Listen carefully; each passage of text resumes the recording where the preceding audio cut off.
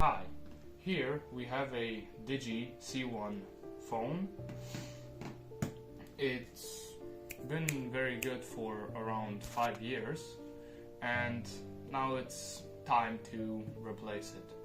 The specs of it are it's dual SIM.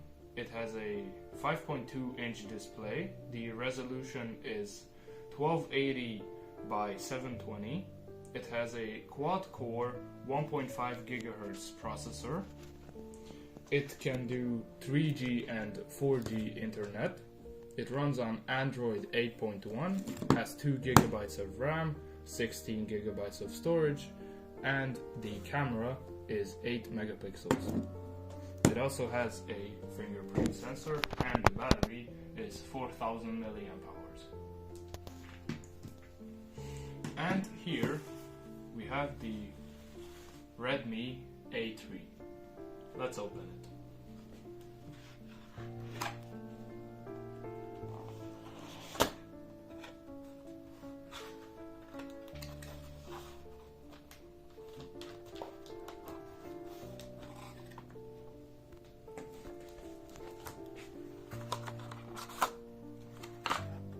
And here is the included charger.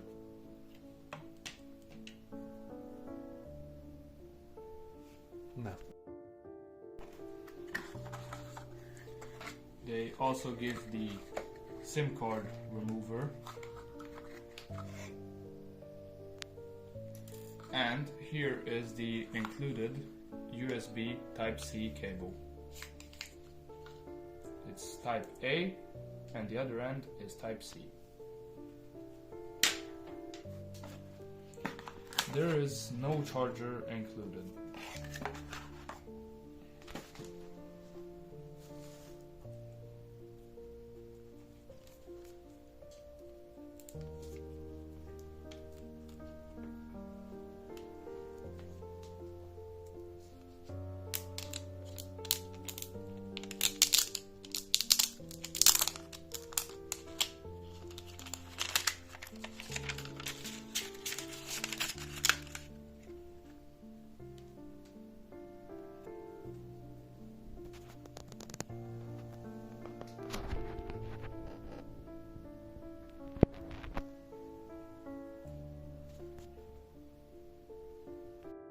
Now I'm going to read the specs of the Redmi A3.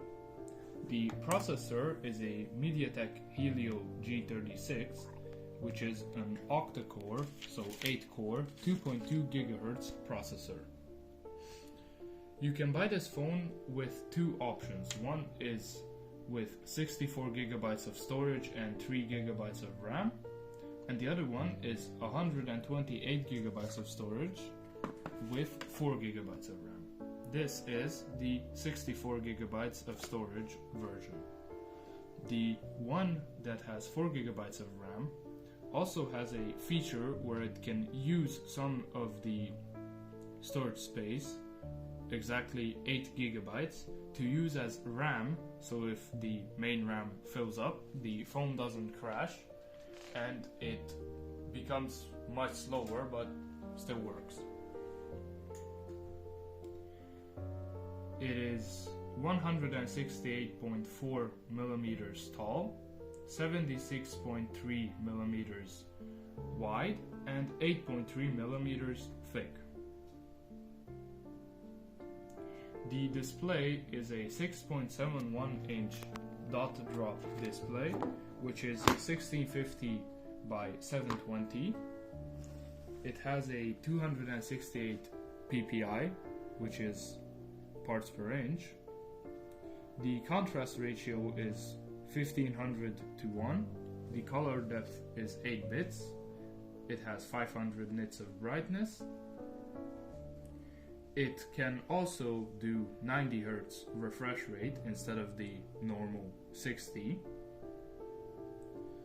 The screen to body ratio is 90%. The rear camera has an 8 megapixel main lens and an auxiliary lens which has an active pixel array of 248 by 328. The rear camera can record in Full HD, so 1920 by 1080 at 30 fps, or in 720p, which is 1280 by 720 at also 30 fps. The front camera is 5 megapixels. It can record in also 1920 by 1080 at 30 fps, or 720p, which is 1280 by 720 at 30 fps. The battery is 5000 milliamp hours. It supports 10 watt charging, and it has USB Type-C. It has a fingerprint sensor here on the power button, and it also has face recognition, so you can open it by just looking at the front camera. It supports dual SIM cards plus a micro SD card. They both support 4G, but they also work with 3G or 2G. The Wi-Fi is 2.4 GHz or 5 GHz. It has Bluetooth 5.4. It supports FM radio, but only with the headphone jack. And it also supports AAC and SBC Bluetooth formats, which you can use to play sound. It has a 3.5mm headphone jack. It runs on Android 14, and it has 3 years of security patch updates.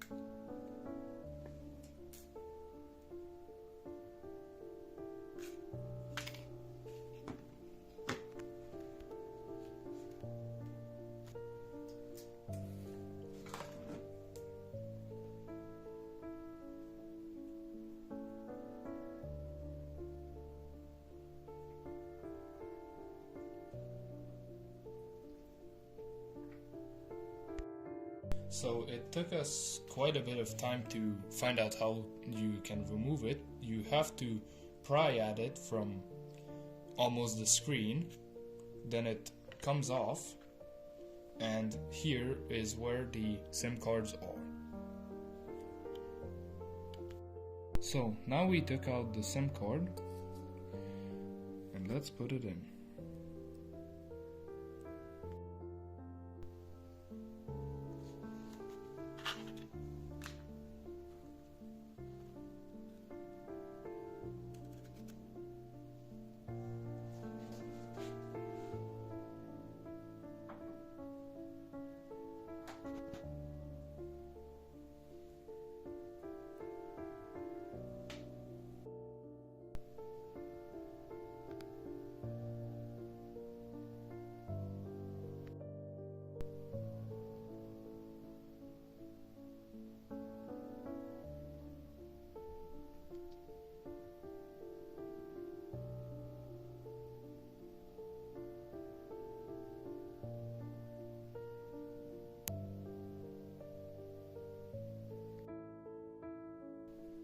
If the cable doesn't fit, because one is type C and one is the older type, you can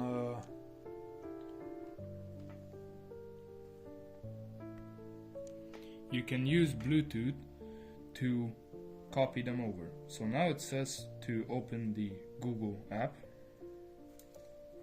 Just a second.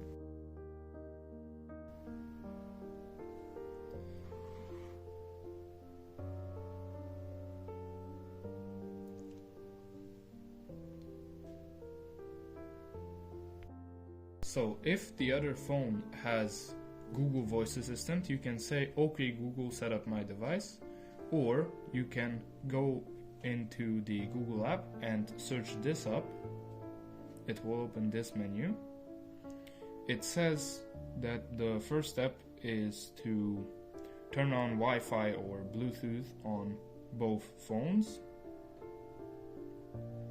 Now it's searching for devices. Now it's connecting.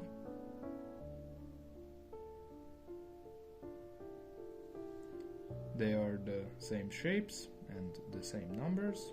So you click next. You click copy. It's asking if you want to copy.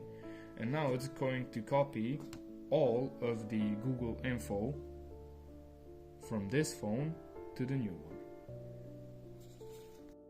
Now that you logged in to the Google account from the old phone, you just wait until it copies over. You need to agree to all of these. We will turn on backup if anything happens. Choose the search engine. We will use Google.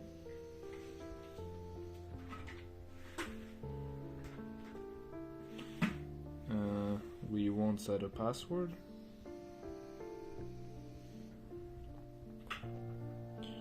Let's continue the setup.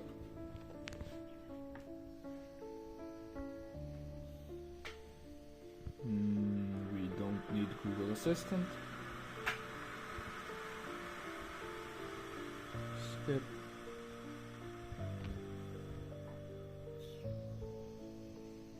We don't need Google Pay.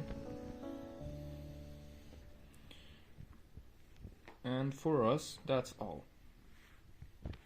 Now it will copy the old files over, and then your phone will be fully ready. You can choose the settings that you want to enable or disable.